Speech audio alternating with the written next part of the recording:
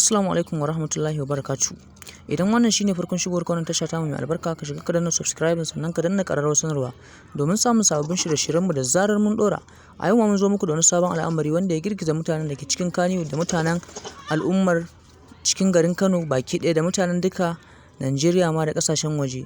Yadda Adamu Kahutu Dauda Rarara ya rangada wata sabuwar waka wa sabon gwamnan Kano Abba Kabir Yusuf watakan Abba Gida Gida a matsayin taya shi murna a zaben da ya nasara na ɗan takarar gwamnan jihar Kano tsakanin shi da Dr. Nasiru Yusuf Gawuna. Yadda Abba Gida Gida ya samu nasarar lashe zaɓe, yadda Adamu Kahutu Dauda Rarara ya kuma rangada mai waka. Yanzu haka za mu sa muku wakan, za ku ji ta.